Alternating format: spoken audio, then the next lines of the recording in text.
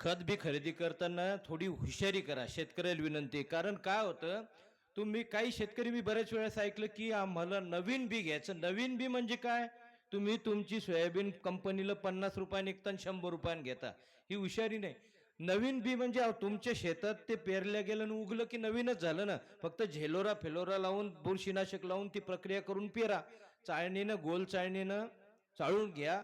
उगवण शक्ती जमिनीत टाकून 100 दाणे टाका किंवा 10 पैकी 7 निघतात का 8 निघतात का 6 निघतात का असं तपासून घ्या. आणि दुसरी गोष्ट मग येड्याचं मत सांगतो की खत जे DAP महादन 20-20-0-13 सारखे जे महागडे खत आहे हे जमिनीत गेल्या गेल्या कामाला लागतात. मग तुमचं रोप जमिनीत 15 दिवसापर्यंत 1 महिन्यापर्यंत छोटं असतं आणि 1 महिन्याच्या आतच त्याचं कार्य महागड्या खताचं होऊन जातं.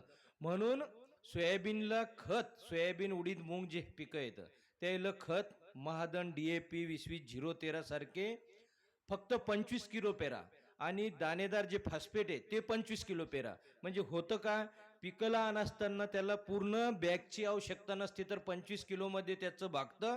आणि ज्यावेळेस तुमची सोयाबीन महिन्याभरानं उडीद मूग सोयाबीन फुलावर येते, डोंबरती, त्यावेळेस जमिनीत टाकल्यापासून 1 महिन्यानं कार्य फॉस्फेट चालू करतं.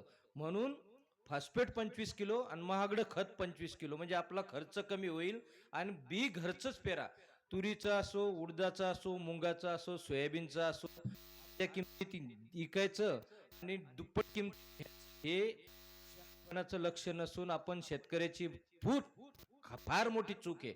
मागच्या वर्षी ना फेडणं आपल्याला एवढी सोयाबीनचा भाव देऊन आपल्याला मारवाडी हिशोब जर काढला तर ₹5,000 घाटा आलता. यावर्षी पहिलाच दुष्काळ सांगितला, त्याच्यामुळे खत आणि बी खरेदी करताना थोडी हुशारी ठेवा.